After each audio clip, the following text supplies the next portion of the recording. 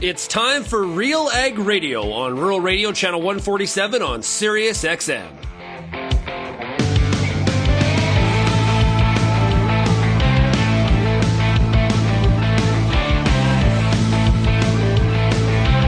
RealAg Radio and RealAgriculture.com is your home for insight and analysis of the issues that are impacting your farm business. Let's get real and get connected with RealAg Radio.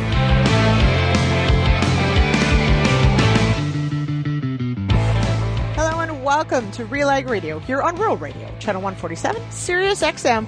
I am your host, Lyndsey Smith. It is April 28th. It is Monday, Agronomic Monday, but also, of course, Election Day. Yes, here in Canada, we will elect a new Prime Minister by the time this day is done. Little side note for our American friends, we don't actually vote for our Prime Minister. We vote for our Member of Parliament, and whoever gets the most gets to be Prime Minister. It's a really fun popularity contest, and I hope everybody heads out to vote. I will be waiting till the kids are home from school. Love to make it a family thing. And I would love to know if that's something you do as well. We talked about this on the Friday Issues panel on whether or not you're an early voter or the day of. And I've discovered over the course of this weekend that not everybody grew up in a house that everybody voted. So, that was just my norm. And I'm happy for it because I think democracy is super cool. Also want to point out that the Sens did avoid elimination this weekend. So we still have a week of playoff hockey ahead of us. And dare I say it, it is the beginning of the end. The Leafs are going to leaf, everybody. They sure are. Okay, on today's show, Peter Repeat Johnson, of course, will join me in the back half of the show. We've got several things to talk about, including PGRs, nitrogen, and pre-seed burn down, pre-plant burn down, whatever you want to call it. But before we get to that conversation, we're going to hear from Rob Miller and Burn Tobin about exactly that and why spring weed control really starts in the fall. So that's a Corn School episode you'll hear. And Sean Haney will hop on just briefly for a product spotlight with Rob Clayton of Nutrien. If you've got feedback on today's show, find us across social media at Real Agriculture. We're on YouTube, Facebook, X, TikTok, Instagram, you name it, we're there. Find us there. And without further ado, let's take a quick break and I'll be back with more RealAg Radio right after this.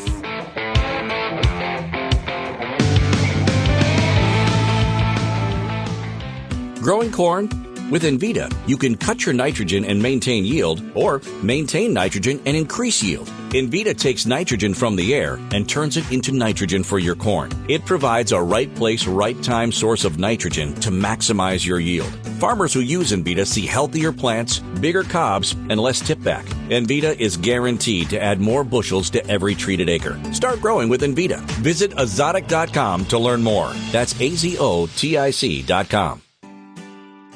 My name is Lyndsey Smith, and it is time for today's Product Spotlight. Joining me now is Jason Mann. He's the president of Genesis Fertilizers. Let's talk about how the Arctic Gateway route and Genesis Fertilizers, how working together is really helping to hedge Genesis Fertilizers against some of the trade uncertainty that's out there. If we come up with a supply chain that's outside of North America for our phosphate, presumably we would bypass this tariff threat, first of all. So, as far as supply chain, if we build our own supply chain, our own collaborating with Arctic Gateway Group to have facilities at the Port of Churchill that are dedicated to bringing in phosphate. Now we control our own supply chain. We're not reliant on another provider to get the product into Western Canada. Farmers can take that into their own hands and we can purchase in advance, bring the product in ahead of the season and make sure that we have the quantities we need when we need it. Where can people go if they've still got questions or if they, of course, want to invest and become involved? Well, best is always go to the website, genesisfertilizers.com.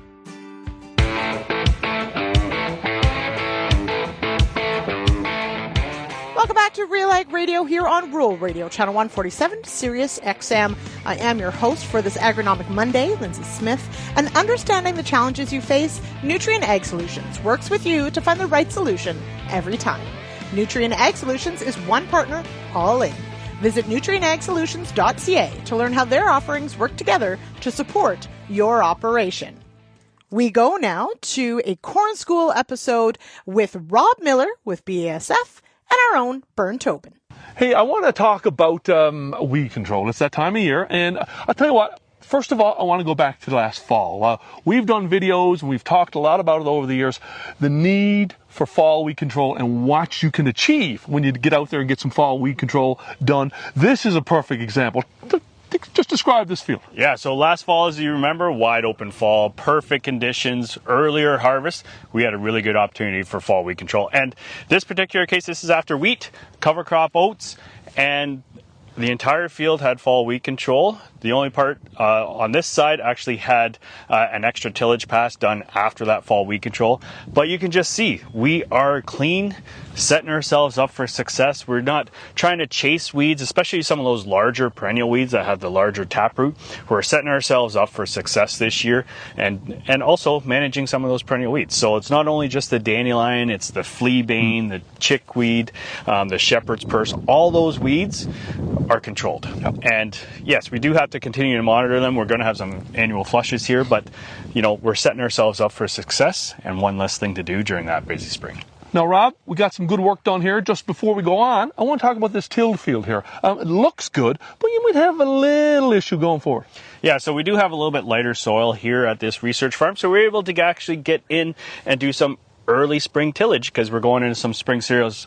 And in this particular case, we didn't have the opportunity to do as much fall weed control. We're starting to see the field violet, the shepherd's purse, the fleabane starting to grow in clumps. We did that high-speed disc tillage pass, worked the soil up really nice, leaves some of these clumps in the soil. So that's where, if we do get a little bit of rain here at the towards the end of April, it's going to start to reroot themselves, and then there's going to be an issue in crop. So that's where the importance of fall weed control really pays off, especially setting yourself up for the following spring. Now, I want to look across the road here at some plots. I see some corn here. Not as pretty, not as tidy, not as nice, but you got some work to do. Yeah, so the corn came off a little bit later, so we didn't have the opportunity to get in there with the fall weed control. But you can see that there is some shepherd's purse, some chickweed, some fleabane, some dandelions. We're still late April.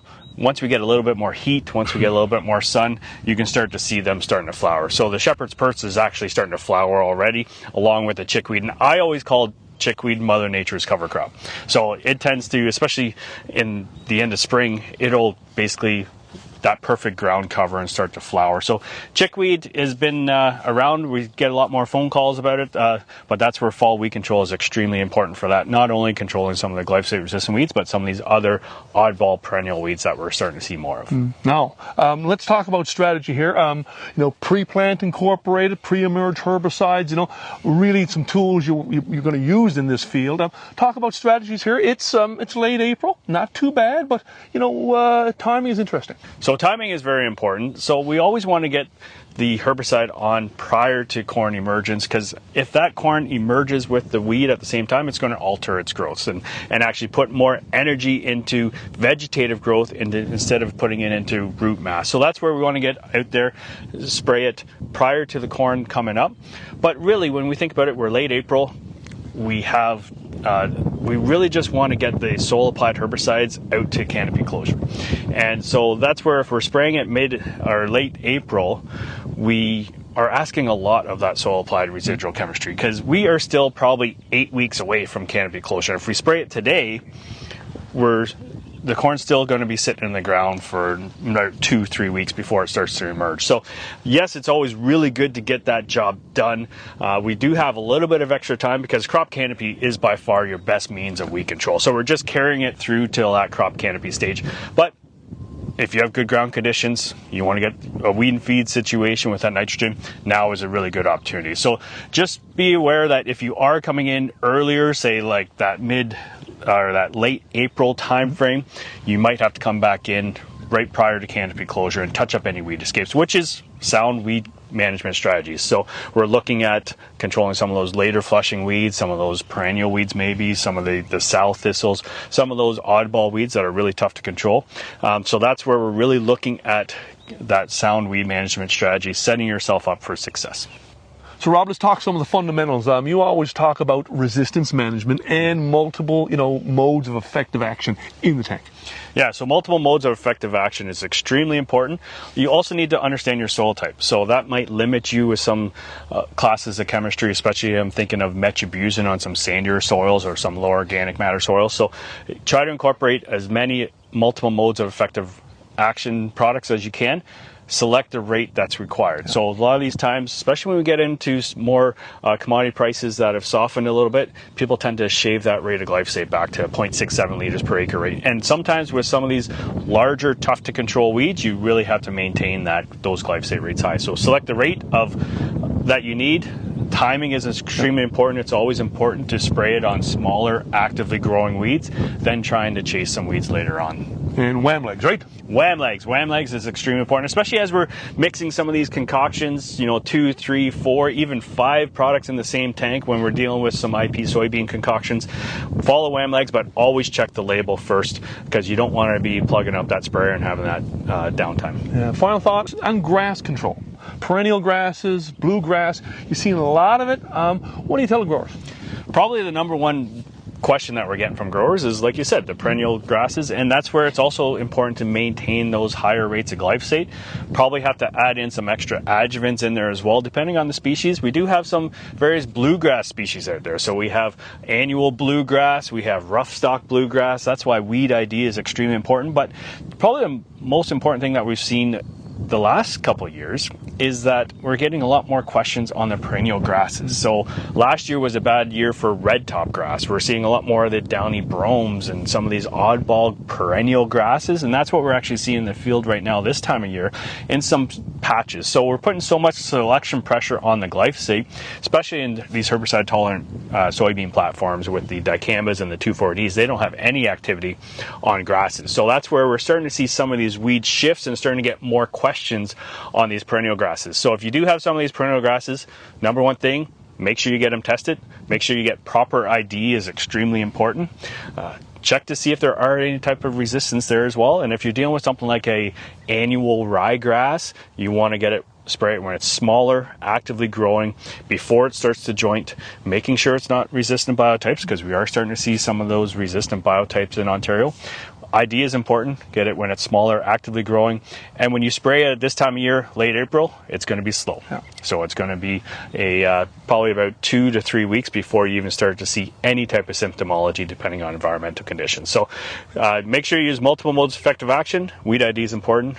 Indeed, yes, it is important. All right, big thank you to Rob Miller with BASF and Bernd Tobin for that episode of the Corn School. If you want to check out more Corn School episodes, you can head on over to cornschool.com, or of course you can give our YouTube channel a follow, a subscribe, a like, and check it out. We've got all our past seasons on there as well.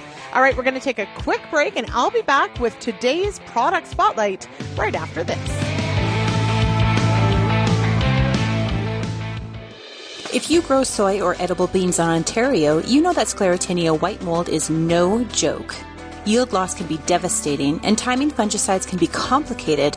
But did you know there's a new seed treatment that can help mitigate yield loss? Start the year off with your best foot forward against disease. Ask your seed supplier or local Agromart group to pre-treat your beans with Heads Up. Part of a complete white mold management plan, ask your seed dealer about Heads Up today or visit headsupst.com. Get all the information you need to keep your pulse crop healthy and profitable with the Pulse School on RealAgriculture.com. The Pulse School is a free YouTube video series covering agronomy, research, and more across a host of different pulse crops. It's also available as an audio podcast wherever you download or stream your favorite podcast. Check us out on YouTube or visit RealAgriculture.com. The Pulse School, brought to you by BASF Canada.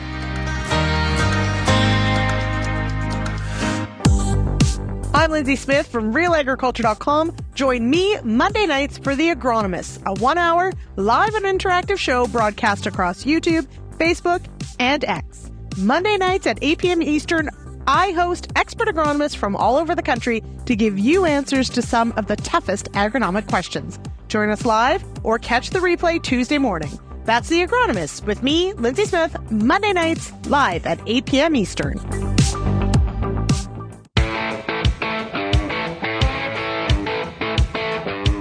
And welcome back to RealAg Radio. It's now time for a product spotlight with Nutrien Ag Solutions. We're joined right now by Rob Clayton. He's the Senior Vice President of North American Retail. Rob, it's great to chat with you.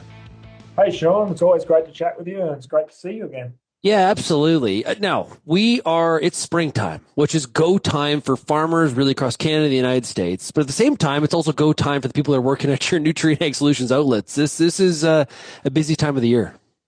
It sure is. It's an exciting time of the year. It's really the start of the year when, not in a calendar sense, but obviously from a cropping sense, it's really where the important part of the year is to get that crop established, to get it up out of the ground and get it going. And we've got about 15,000 people in the North American retail business that are out there helping our growers plant the crop right now. It's a really exciting time.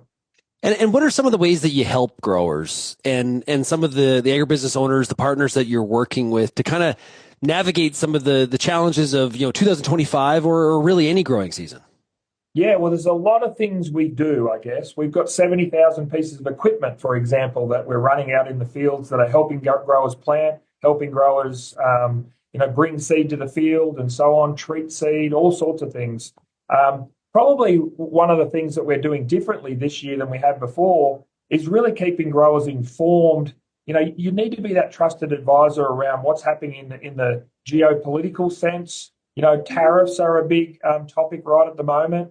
One of the things that Nutrien Ag Solutions has got that a lot of other companies don't have is that team that's down in Washington that keeps up with the geopolitics. So we kind of know from day to day, what is happening in the sense of tariffs and so on. And there's a lot of misinformation out there at the moment, I would say, that, prices are going to go through the roof, so to speak. From a Nutrien Ag Solutions point of view, I can tell the growers we've got at least for the planting season, the products are here in the store. They've been in the store pre-tariff. I wouldn't want anyone to be out there spreading misinformation saying that you should rush out and get your products before you need them. We've got you covered, and come and see your local Nutrien provider and they'll give you that information. Trust is a really big thing in agriculture, and growers have got enough to do without having to figure out, whether they should buy now or later or whatever it may be. Yeah, I think a lot of growers are looking. You mentioned trust, and I think that's a key component here. Growers are looking for somebody that they can sit side by side with, right? So instead of it being across the table, it's on the same side as you, trying to help you work through some of the challenges. Because every growing season has challenges, and you need somebody you can rely on. Absolutely. And look, we're not a short-term business. We've been in the market for 50 years. We plan to be here for another 150 years. We're not a transactional business. We want to have long-term relationships with our clients. I think agronomically, we've got 4,000 agronomists in the North American market. We've got consistent supply chains. I really think that what you've got to have is not just one thing. You've got to have all these things to support the growers to do what they need to do, particularly in a time like we're seeing now where commodity prices are compressed. What we've got to do is focus on how do we improve profitability, sustainability, how do we get more literally from less. So let's go a little future here. You're the leader here for the North American market for Nutrien Ag Solutions. What excites you about the future of agriculture in the North American market, and how are you positioning the company to really be in a leadership position? Yeah, so one of the things I'm really excited about is soil health and what we're doing in soil health. We really believe that the next iteration of kind of growth in agriculture is going to come from understanding the soil kind of biomass and so on. We think that we can literally get nutrient use efficiency to much better levels than they have been historically. And that's really exciting because, again, under a market compressed like we've got at the moment with commodity prices, we need to find ways where we can get better efficiencies out of some of our fertilizers and so on. I think nitrogen's a really good example. We're only getting less than 50% of the nitrogen that goes in the soil right now is actually being plant available. You imagine if we can get that to kind of 50, 60, 70, it's pretty exciting for growers. And we've got some products that we're just launching this year that are going to really help in that space. Yeah. One of the other things for 2025 that I think is in the mind of a lot of growers, we've been talking a lot on RealAg Radio about margins are tight in the cropping sector, right? And it's one of those years where let's get to the other side of it, live to fight another day, so to speak. You've also got some financial support services or products that you offer your customers as well, right? Yeah, absolutely. So again, this is really about being one partner and all in, as we say. So, we like to think of ourselves as the organisation that you come to for all of your farming needs, including the in-crop financing. And Nutrien's invested about $3.5 billion into a financing program for our growers so that they can get the products when they agronomically need them, not when their cash flow allows. It's a really important part of farming in North America, and particularly while we've got compressed crop prices. Yeah, for sure. If somebody wants more information on the service and the product offering, obviously in a lot of the local communities, there is a Nutrien store, but are there other ways to reach out? Yeah, well, as you said, we've got 1,400 stores across North America, so feel free to drop in. But Nutrien at nutrienagsolutions.com is a good way. There's lots of different ways you can contact our people, but really the best way, go into your local store, meet the local people and see what they got to offer. Yeah, the coffee's always on. It's hot as Absolutely. well. Hey, Rob, thanks a lot for joining us here today. Really appreciate it. Appreciate it, Sean. That is Rob Clayton, Senior Vice President of North American Retail with Nutrien Ag Solutions. We'll be right back on RealAg Radio, Rural Radio 147, right after this.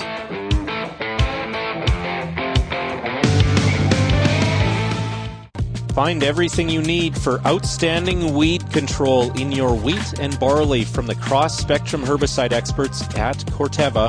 Corteva is proud to offer a wide selection of cross-spectrum herbicides for maximum convenience, effective resistance management, and customized control of your toughest grassy and broadleaf weeds. No matter what kind of weed challenges you're experiencing, we've got the right fit for your farm. Visit Corteva.ca to learn more. If you're involved in the agriculture industry, it's important to stay informed on all the latest issues affecting your business. At RealAgriculture.com, we offer fast, reliable news, information, and insights to help you keep on top of all of the latest in Canadian agriculture. Visit RealAgriculture.com and sign up for our free daily newsletter covering everything from news, agronomy, animal agriculture, and much more. Visit RealAgriculture.com/subscribe today.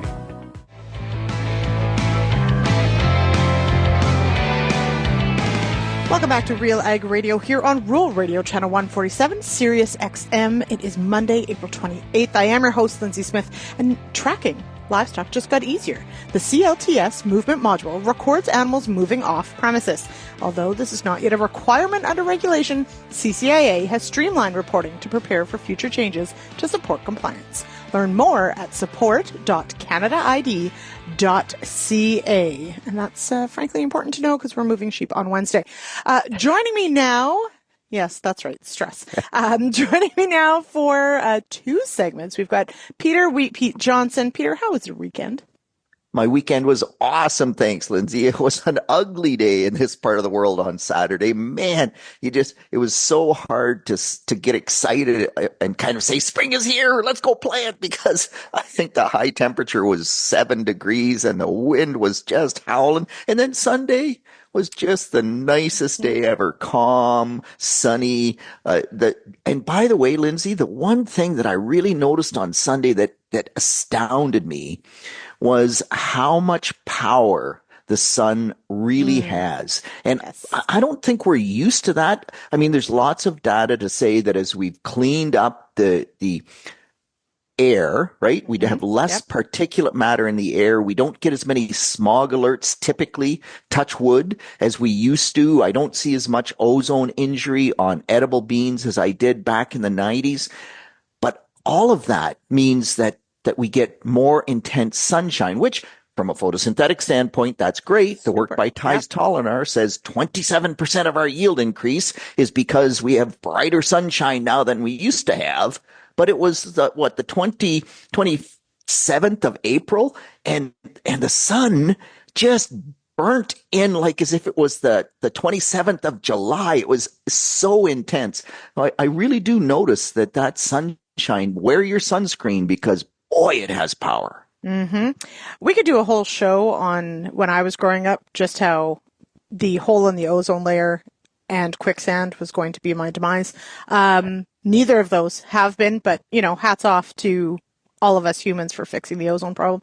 Quicksand, still not sure where that came from. Anyway, but this does bring up, Peter, a really good point about this very intense window we're coming up on, yes, planters are rolling, seeders are rolling in Manitoba as well. But it is also burn down time. It is pre-seed burn off, pre-plant burn off, whatever we call it here in Ontario. It's pre-seed in the West. You should be very proud of me. I scouted some fields on the weekend, including my own rye crop. Definitely looking at all those winter annuals. What do I need to know about burn down decisions? How important is it to know what I'm going after? Well, so knowing what you're going after is incredibly essential, Lyndsey, from a burn down perspective, because if you have resistant weeds, 20 years ago, you had to be about right. 20 years ago, it was pretty easy because you just burned down with glyphosate and right. That did the job, baby, because we didn't have glyphosate resistance. Now we have glyphosate resistance. So glyphosate is still the backbone of any burn down program. But if you have water hemp out there, then you have to rejig. If you have fleabane in the mix, if you're in Western Canada, you have kochia. Anytime you start dealing with resistance, then it's multiple modes of effective action in the tank. And in particular, it's really important when we look at that to know just like what the timing is and what the effective modes of action are. On water hemp, for example, do you have the cross-resistant water hemp? Because it doesn't exist everywhere. And if you have cross-resistant water hemp to 5 different modes of action, man, then when you're burned down, if you miss the water hemp and you're growing IP soybeans, even if you're growing traded soybeans, it's okay if you have dicamba or enlist, the 2,4-D tolerance. But if you don't, if you just have the Roundup Ready 1s or Roundup Ready 2s that don't only have Roundup gene in them, and you miss water hemp going in, you have no rescue. There is no rescue program. And so you really have to kind of step back and say, man, we have to do this right with the burn down. So knowing your weed spectrum is incredibly important. Mm-hmm. Now, some of these weeds we could have, and as we heard in the Corn School earlier in the show, some weeds are best targeted in the fall, and you already scolded me for not taking care of dandelions off fall. But there are, of course, there's always questions, I think, in the spring when you're walking a field. Perhaps there's patches of weeds. Perhaps there's weeds you don't know. You're getting reports certainly of, and fleabane is one we should talk about, but wall-to-wall purple dead nettle. What happened there? So purple dead nettle is a weed that just seems to appear out of nowhere. But man, it is just so intense in terms of how thick it is once it shows up. And so that whole process, I'm driving around the countryside and all of a sudden I see in this field it looks purple over half the field. And that is purple dead nettle. And it's one of those weeds that if you have it in wheat, it's very hard to control. We can control it, but you have to get out there, and it's in flower now. So as soon as you see any weed in flower, whether it's chickweed, dandelions, we're starting to see dandelions flower now. As soon as you see those weeds either bolting, like fleabane's starting to do, or flowering, they become so much tougher to kill. And Lyndsey, that's why fall weed control is so important, because how much opportunity have we had to control that purple dead nettle that now is in full flower and just thick as thick can be in some of those patches, and it gets very tough to control them just because of the stage of growth that they're at. So on a dandelion, once it's in flower, we have to up the glyphosate rate. We typically would say a liter would, the 0.68 or 0.7 liter per acre rate should get dandelions that aren't in flower. They start to flower, and man, you need at least a liter, and maybe you have to push up to 1.3 liters, particularly if they get to be those bushel basket sized ones. So it's one of those weeds that catches a lot of growers by surprise, because in crop, it doesn't look like much. If you had a soybean crop last year, the soybeans canopied over it. You didn't even know it was under the canopy. Last fall, it didn't look like very much. You didn't get around to doing anything. And then all of a sudden this spring, it's, oh my gosh, what the heck is that? Mm-hmm. Yes, it is that. Exactly.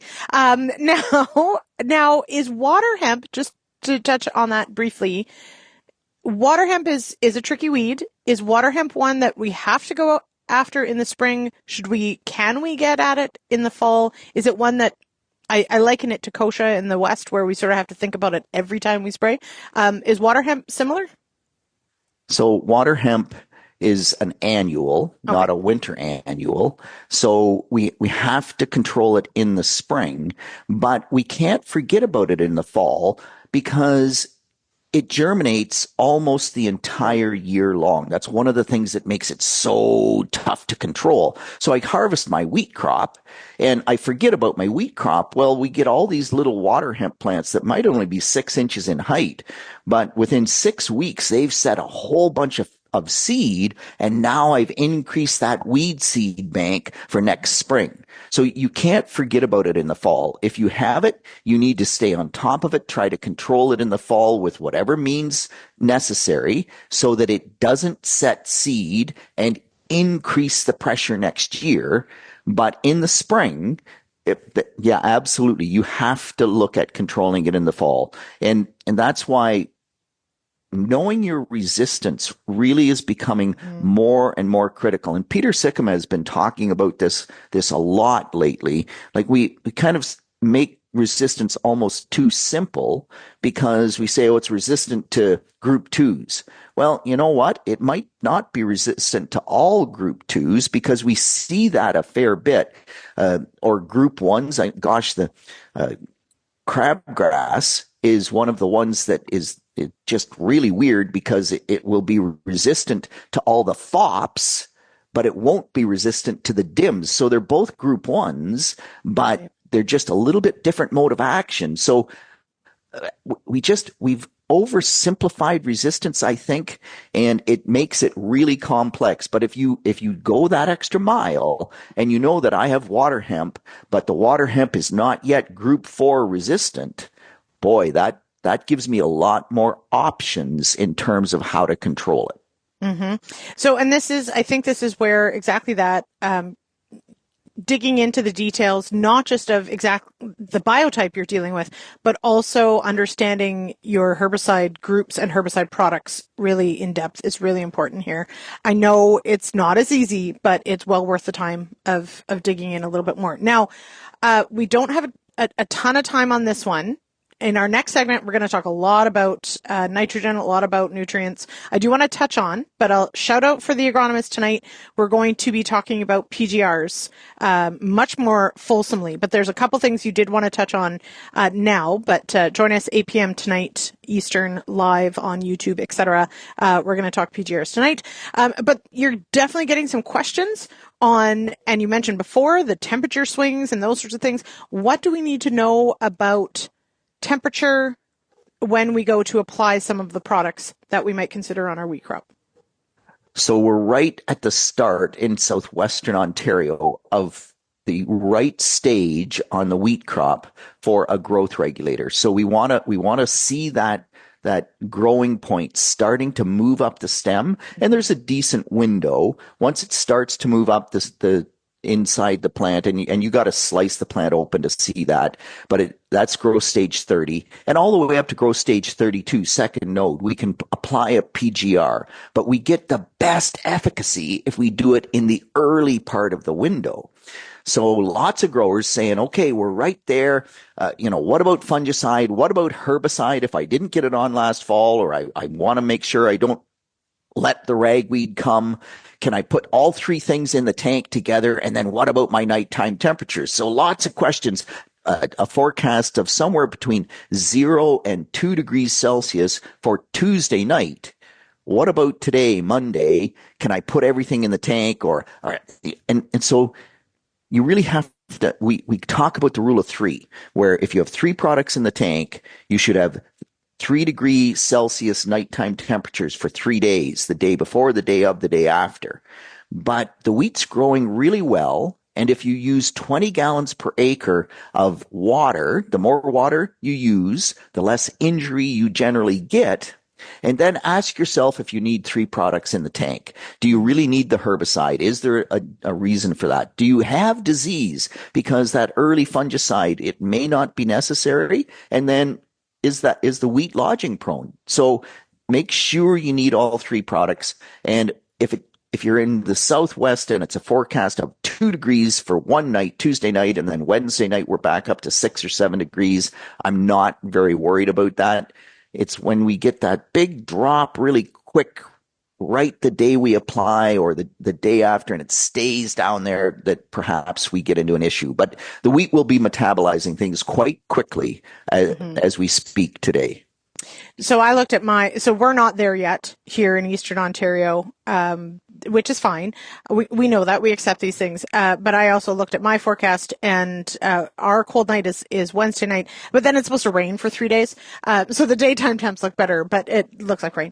So that brings up other questions for things like nitrogen, which we're going to talk about in the next segment. I did want to touch on, though, and I think it's important. Obviously, there are a few different PGR products out there. Tonight we'll talk about several of them. There are differences in formulation. Of course, we have plenty of our American friends that listen to the show. What do Canadians and Americans need to know about the differences between formulation in some of the PGRs?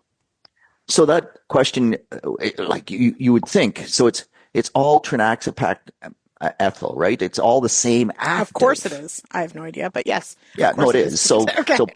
It's called Palisade in south of the border. It's called Modus north of the border. And you'd say, well, they're the same.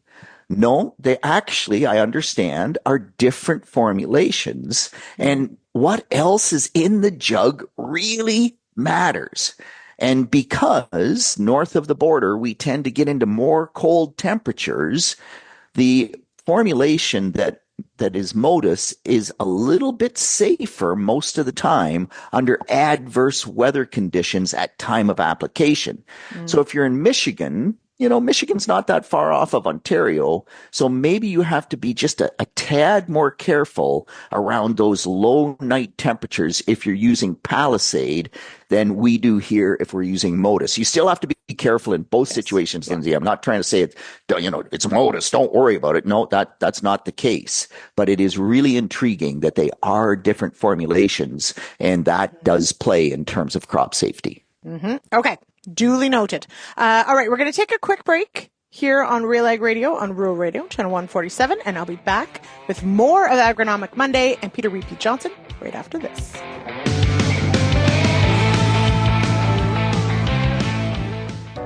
Right now, people in agriculture and food are facing challenges that can feel overwhelming. If you need to talk, access the National Farm Crisis Line at 1-866-FARMS-01. That's 1-866-327-6701. It's 24/7 confidential help when you need it.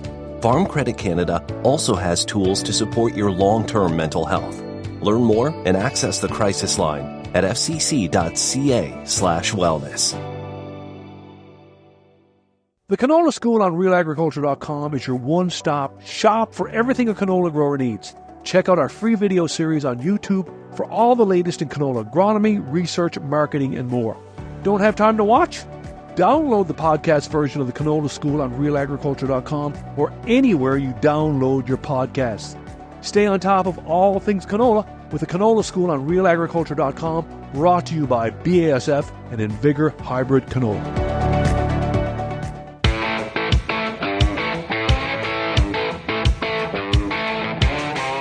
Welcome back to Real Ag Radio here on Rural Radio, channel 147, Sirius XM. I am your host, Lyndsey Smith. It is Agronomic Monday, and imagine that. We're about to talk nitrogen, so don't put your yield at risk. Put your trust in proven solutions with Anval Nitrogen Stabilizer, Super U Premium Fertilizer, and Tribune Nitrogen Stabilizer from Koch Agronomic Services. These products offer higher active ingredient concentrations imitator brands can't match. See the difference at defendyourn.ca. Now, Peter Repeat Johnson joins me here on this Agronomic Monday. And goodness, things are roaring along in some areas. Are farmers considering timing of the second application on wheat? Because it seems early. So, Lyndsey, that is the one thing about the wheat crop, the cereal crops actually in this part of North America is that we get hot.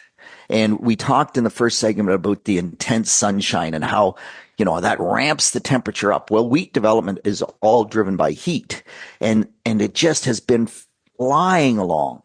So is it time to put your second nitrogen application on your wheat crop? Well, as soon as you hit growth stage 30, you become in the window, because remember the data that Shane and I, my great technician Shane McClure, did the nutrient uptake data. 50% of the nitrogen is in the wheat crop by second node. Okay. So and then 83% is in the wheat crop by anthesis. So wheat uptake is early. So you need to have the big shot of nitrogen on there early in the going. And so rapid uptake starts growth stage 30. Man, as soon as you hit growth stage 30, unless you already have a significant shot of nitrogen on, you are in the window for second application of nitrogen. And then it becomes a logistics thing. Are you too busy planting corn? Like lots of different questions around that. But a lot of growers, we went with the early sulfur application. So that happened almost a month ago now, or in that range, 3 weeks to a month ago. And that wasn't a lot of nitrogen. So yeah, sometime now to, next week we'll be at first node stage. We're going to move through a node about every week at this point in time. So you have somewhere in the next 2 weeks, that second shot of nitrogen definitely needs to go on. Mm-hmm. And if we're thinking about it, it means we can plan for it and we can get it done, find those windows in between planting, rain showers, etc. I had an epiphany just now, Pete, and sorry I'm so slow on this, but when we think about the yen and we think about tying biomass to yield, it then makes sense logically that the wheat crop needs so much nitrogen early, because then that eventually fills those kernels, right? 100%. Big biomass means big yield. But big biomass also means standability issues. Right. So we have this trade-off, right? Right. And I mean, the other thing that has been definitely going on the wheat crop is a lot of growers drag lining manure on wheat. And that can work. I mean, you never get the value out of manure on wheat that you would on corn. And again, that's just because how the nitrogen comes out of the manure and when the demand of the crop comes. But for growers that need to get some manure out and they don't want to slow the corn planter down, there were lots of drag lines pulling manure onto the wheat crop, and it's really critical to try to get it on as early as you can, because you don't want to do damage to the wheat crop once that growing point comes above the ground. I've always been amazed that we can put it on with a drag line on wheat as late as we can, because we can even do it at growth stage 31, so we're jointing, and you'd say, oh, this is going to be a disaster. No, you still get away with it, but the earlier you do it, the less damage you see. Mm-hmm. Plants are very resilient, Pete. It's quite remarkable to me.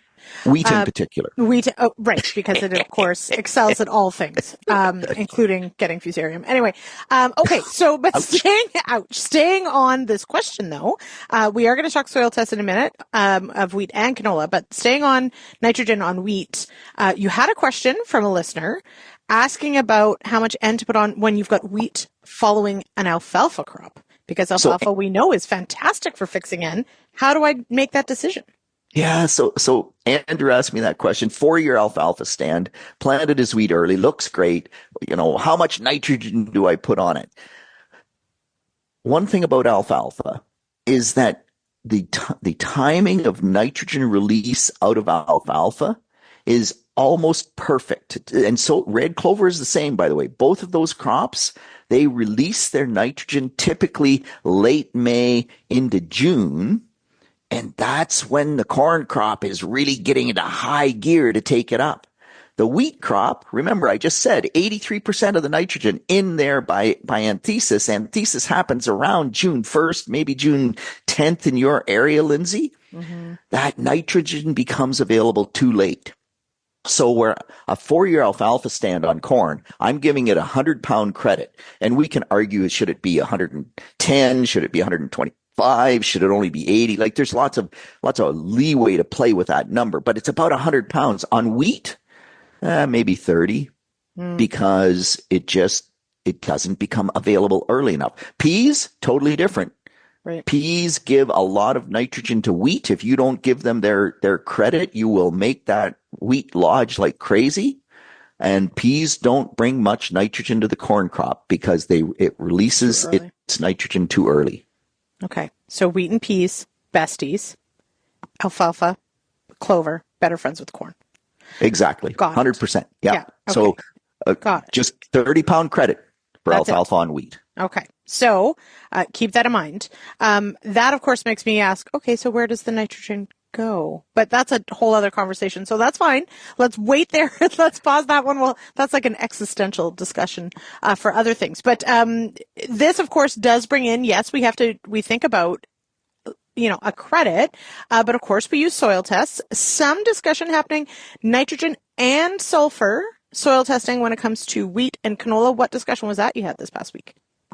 So actually, Jack Legge from SGS Labs had a great discussion about this at the Tuesday Agribusiness Breakfast meeting last week in Exeter.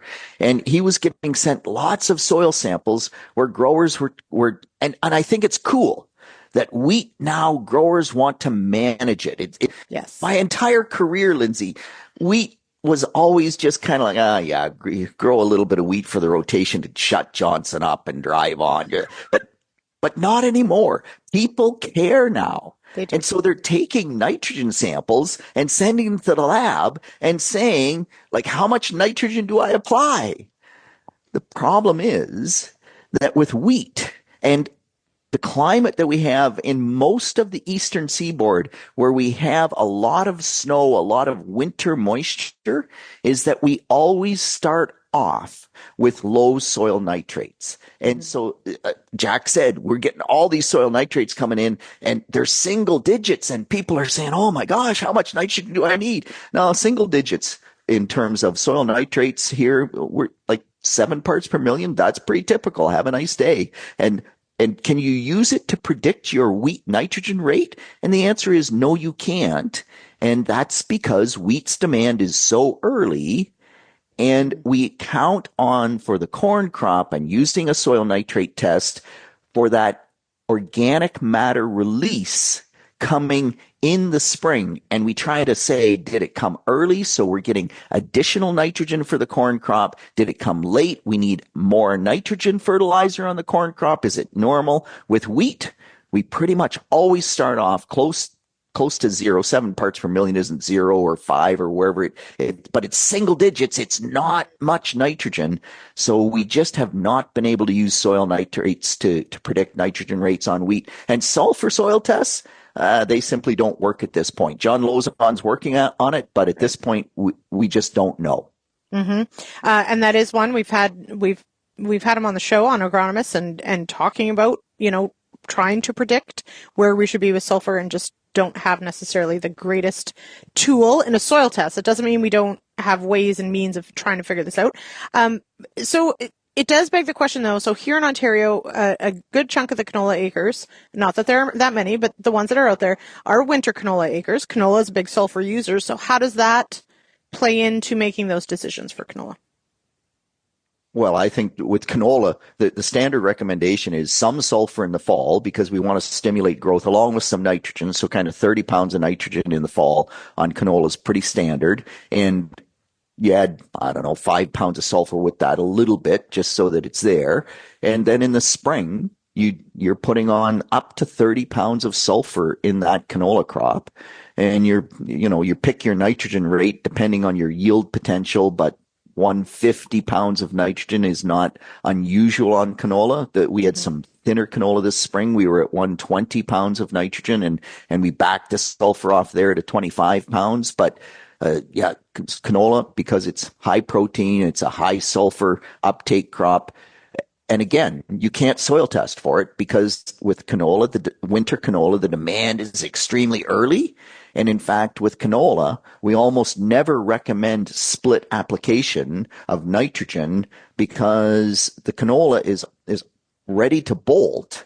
Mm-hmm. And you want the full shot on, and there's just not time. Why? If it's only going to be a 2-week spread between the first application and the second application, the chances of you increasing yield by split applying becomes pretty darn slim. Mm-hmm. And what's interesting is the spring crop is similar in that there are some that have been trying split applications, but again, the window is very tight between the first and the second, and most of the time, timing wise, it just doesn't make sense. You're just better off putting it down early and perhaps protecting it if need be. That brings us to a really good, now split application is not variable rate per se, but you got some pushback this week on so the discussion, and for those, maybe you're new to Real Ag Radio, on Wednesdays, Pete has his very own podcast called Wheat Pete's Word, where he answers all the questions and also manages the feedback, which isn't always agreeable, Peter, which I love. So Paul Sullivan, my neighbor out here, pushing back a bit on the discussion on variable rate nitrogen on corn. What say you? So Brad Carlson from University of Minnesota posted a really nice article on variable rate nitrogen on corn and trying to use yield maps to make your variable rate nitrogen application.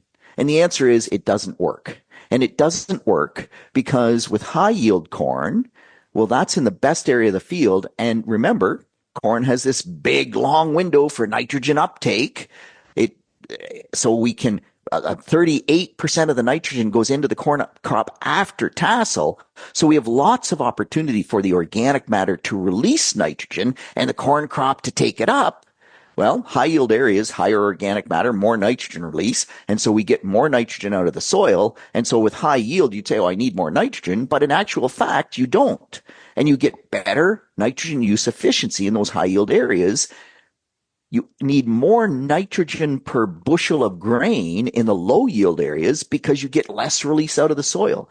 So trying to use a yield map simply doesn't work. And that's what Brad's article said.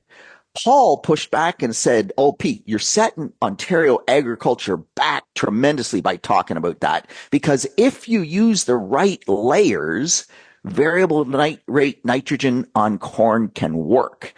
And I think there's the difference, is that Brad talked only about yield as the layer to predict nitrogen rate. Paul is saying, no, we have to go further.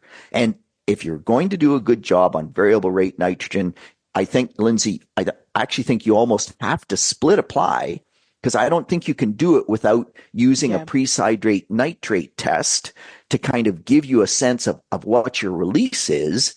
But the other thing you have to look at is organic matter. You have to actually look, I think it really helps if you can look at zones, and in those zones, what's the depth of topsoil?